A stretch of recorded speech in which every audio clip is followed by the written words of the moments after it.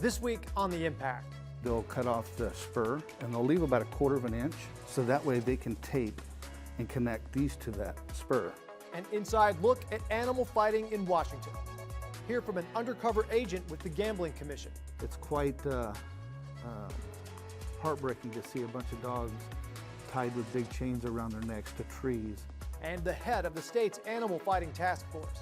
Whether it is cockfighting or dog fighting, we are seeing, prostitution, drug deals, gambling. Plus, how AI is guarding state forests to spot the earliest signs of wildfire.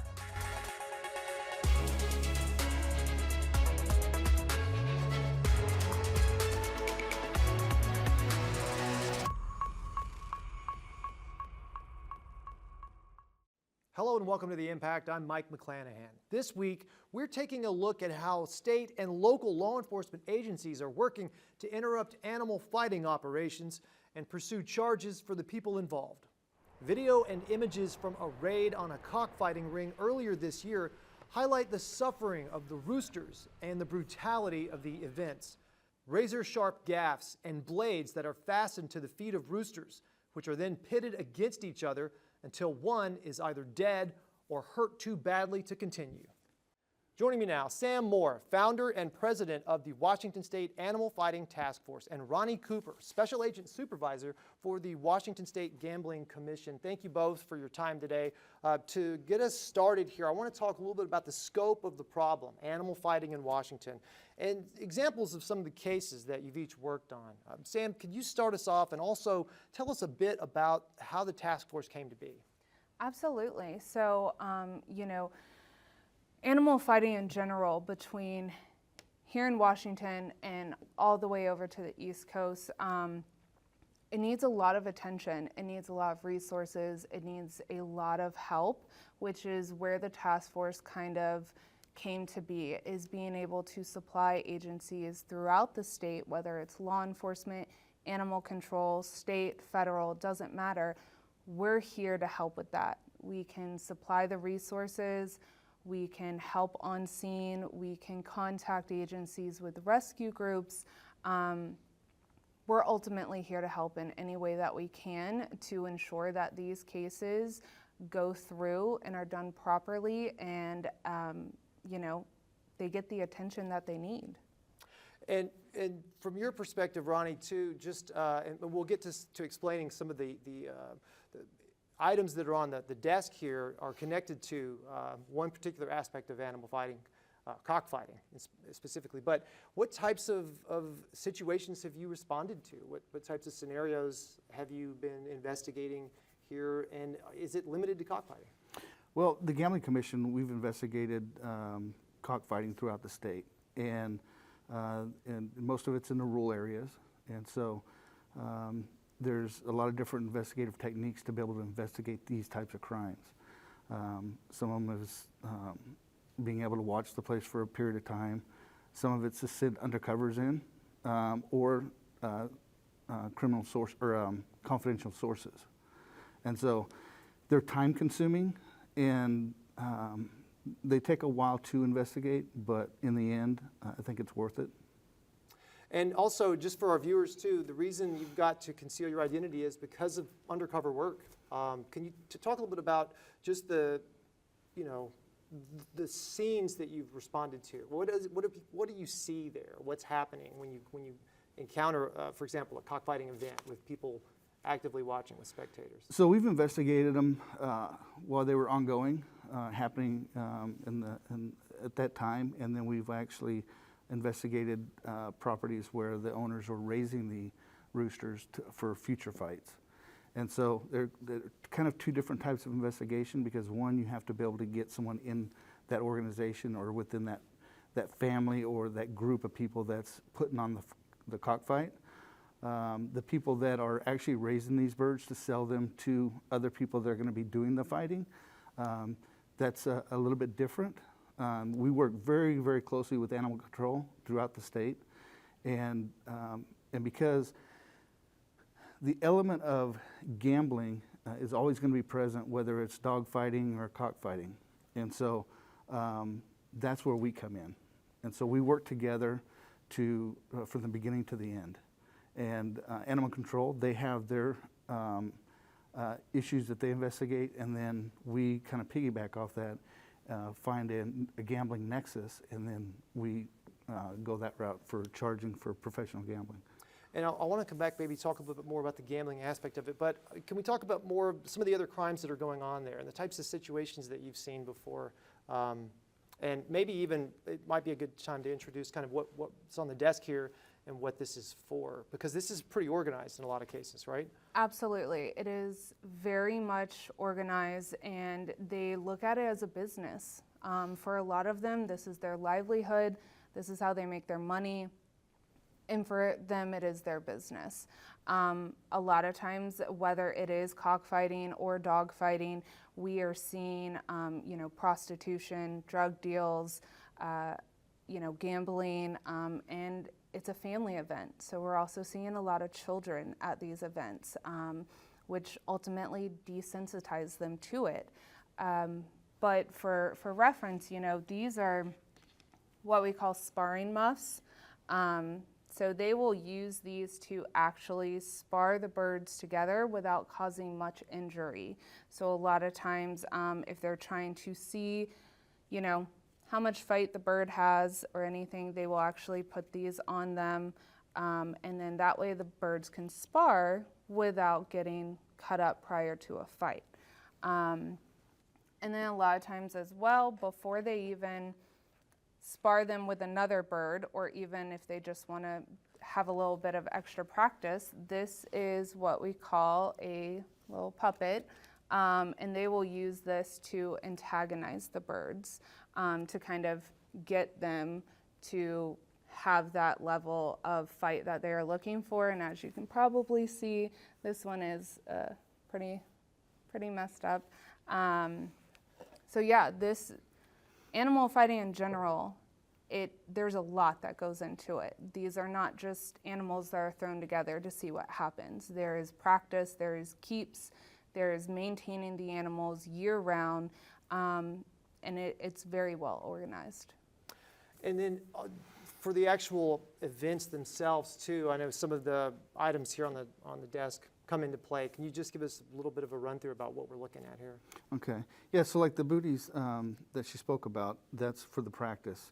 These here are for the real thing. And if you look, there's different sizes, and there's different ways that they'll connect these to the spur of the bird. And there's, when they're getting a rooster ready to fight, they'll take off certain things on the rooster. The comb and the wattle, the red thing on top of their head and then the red thing up underneath. And then they'll cut off the spur, and they'll leave about 1/4 of an inch, so that way they can tape and connect these to that spur. And so when they fight, the roosters, they throw them, and the first thing they want to do is slash.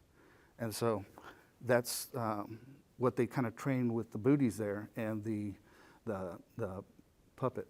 So kind of gets them ready for when they actually go into the ring. And then as far as a couple other things here, if you want to look at medications. So if you look at, they know they're committing a crime, so they're not going to be taking their animals to the veterinarian for care, or if they get injured during training or injured during a fight, they're not going to a veterinarian. So a lot of these places where we go and we serve search warrants, they're going to have the medications, they're going to have some of the drugs that they use and some of the vitamins that they feed the birds. And so through my 31 years of law enforcement, quite a bit of that has been investigating animal fighting. I've seen them feed birds a lot of different things, including cocaine and methamphetamine, to get them hyped up for that few seconds or moments in the fighting ring to be able to fight the other bird. Sam, if you could maybe walk us through some of the misconceptions that are out there, or things people misunderstandings about animal fighting, or things people don't know in terms of what's common. For example, some of our viewers may have heard horror stories of pets being snatched, dogs to be used as bait dogs, that sort of thing. In your experience, is that typically the way that plays out? So yes and no. You know, if you have what we call lower level fighters, so your street fighters, absolutely, they could, you know, grab a dog and just see what happens and kind of boost their own ego. But a lot of your higher end fighters, they aren't necessarily just grabbing dogs out of backyards because they don't want to risk their fighting dog. They don't want to jeopardize their fighting dog getting injured. So a lot of that comes from either, you know, dogs that no longer fight for them, or basically dogs that can't make them money. That's where a lot of that is seen. So they will use those dogs in a way to kind of prep the next generation, if you want to call it. But normally we're seeing it more on the yard than out of the yard. And the biggest misconception is anybody is capable of animal fighting. You know, we hear a lot of things, and ultimately it could literally be anyone that can be a part of this world, even if they just want to watch it and they're not participating. Anybody's capable. Where is it happening? I would imagine, you know, for the gamecock, you know, for farms that are raising the roosters, that's, you need space, you know, there are gonna be some signs. What about dog fighting? Does it happen in the city or the country or the suburbs or basements, or where does it happen? Anywhere and everywhere. Dogs are a lot easier to conceal. I have dealt with cases where they were concealed on top of apartment rooftops. They were concealed in basements. They were stacked about 5 crates high. Dog fighting, it's easier to conceal. We've heard of fights happening where people will rent out Airbnbs. They'll have a fight there and clean everything up and then leave. No one knows any different. So really the dogs are a lot harder to kind of focus on because of the fact that they are a lot easier to conceal. If we could go back, or if you want to. Yeah, I was just gonna, you know, she's right, and even a basement of a house in the city, you can have a dog fight. It's not been, it's not too far-fetched, and there's been investigations with people dog fighting within the residential neighborhoods, a garage. And so the dog fights can pretty much happen anywhere, in a park. If I'm strolling through the park and I see somebody that I know that has another fighting dog, we could have a quick fight in the park. How common is dog fighting in Washington in your experience? Is it hard to say? I'll let Sam answer that question, just because on that end, they take care of more of that than we do. Although, again, because of the gambling aspect, I have been part of people that have raised dogs in this state for fighting. But I'll let her. Yeah, so it's the exact same. For every cockfighter we have, there's a dog fighter. Not only is it popular in this state, but because I'm originally from the East Coast, I know dogs are being shipped back and forth from one side of the country to the other on a regular basis for fighting. Dog fighters are just as popular as cockfighters here in the state.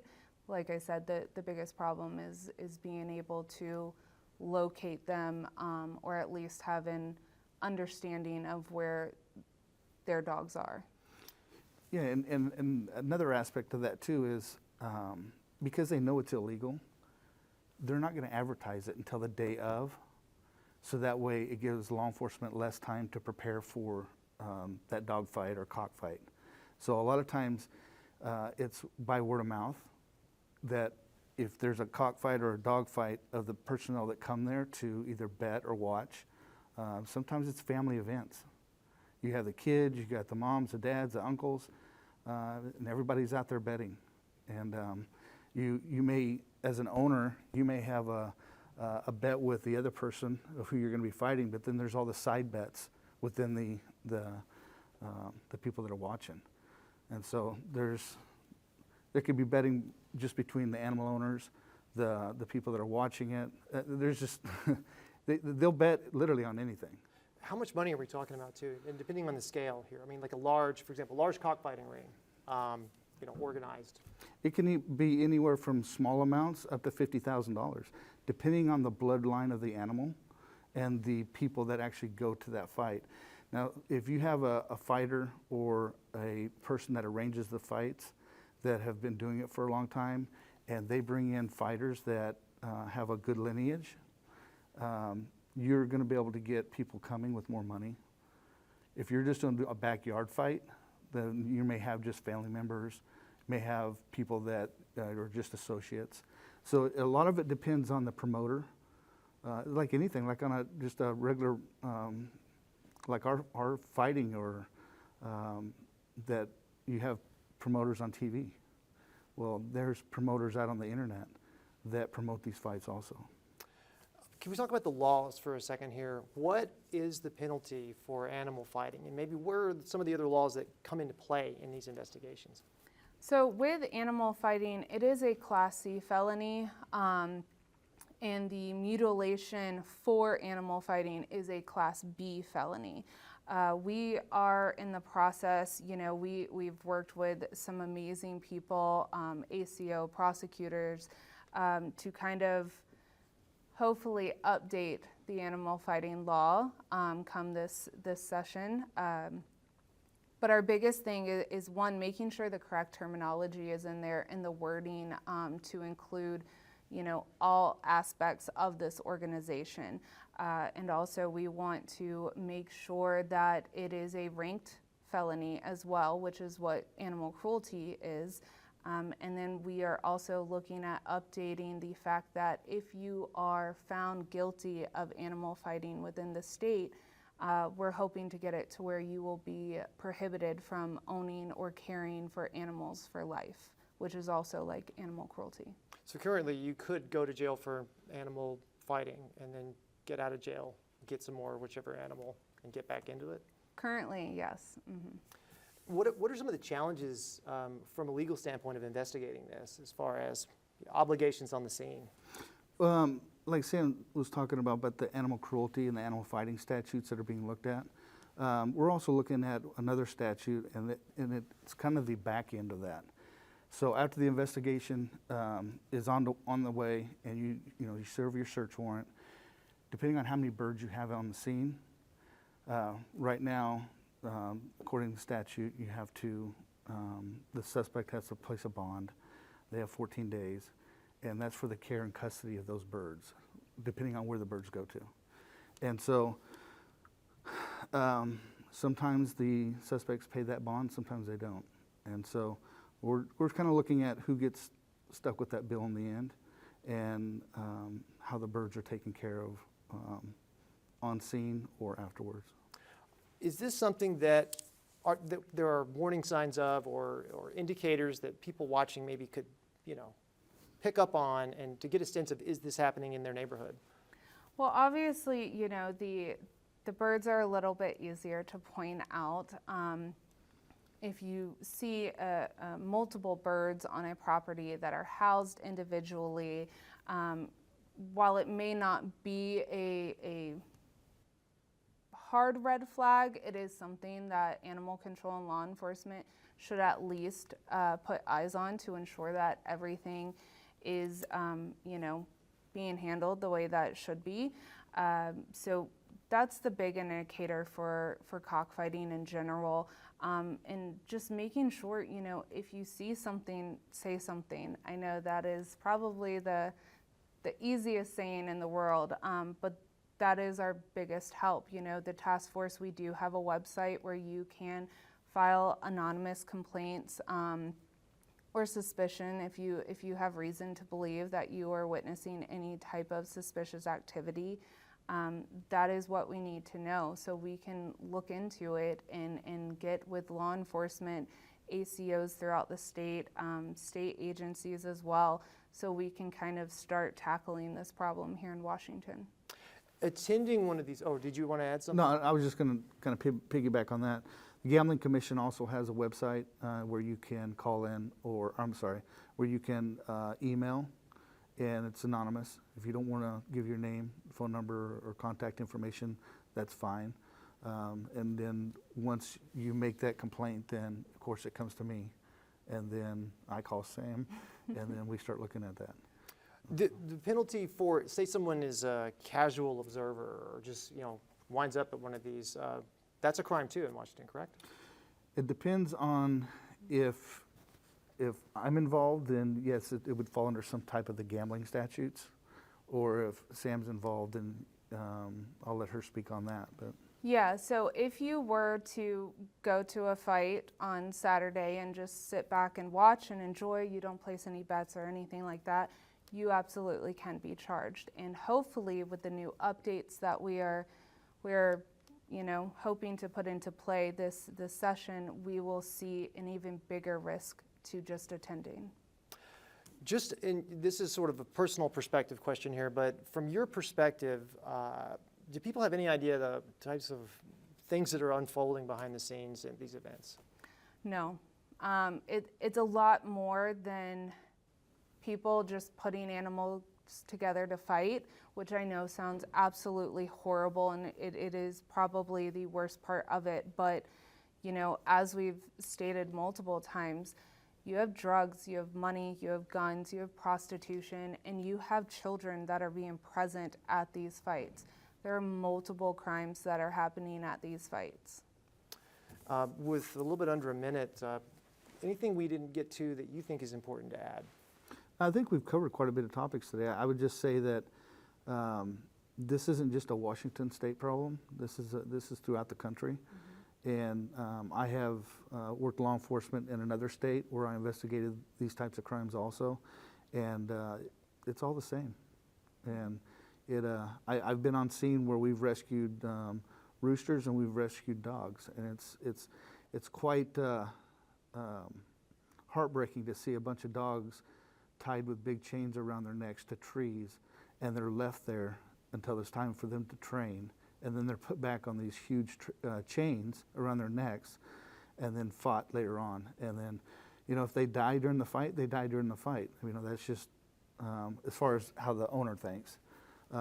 It's not like having your dog at home, where it's not a pet. And then we're almost out of time, but anything we didn't get to that you'd like to add? Yeah, like I said, my biggest thing is if you do see something, hear something, please report it, whether it's to the task force, gambling commission, local agencies, whatever it may be. Oftentimes we don't get these calls until there's 200 birds on the property, but yet the neighbor noticed it when there was only 10 birds on the property. So again, see something, say something, and that would actually help us out a lot in the long term. Well, we're going to have to leave it there. Thank you very much, Sam. Ronnie, we greatly appreciate your perspective. Still ahead on The Impact, I'll look at how artificial intelligence is being used to spot forest fires in remote areas. That's next. The future is here. The state's wildfire response efforts are getting a boost from cameras using artificial intelligence to spot fires early. A pilot project between the Washington State Department of Natural Resources and San Francisco-based Pano AI has transformed into a 5-year contract. 21 tower-mounted cameras overlooking state forests are monitored around the clock using automation to spot and flag wildfires in their very early stages. The cameras have successfully alerted firefighters to blazes in remote locations, like the thick forests of the Olympic Peninsula. The agency is considering the addition of more cameras. The contract runs through 2029 and is funded by House Bill 1168, which passed back in 2021. You can watch The Impact anytime online or listen to the podcast at tvw.org. Follow us on X at The Impact TVW. We'll be back December 4th with more in-depth interviews you won't find anywhere else. Thank you for watching. Take care.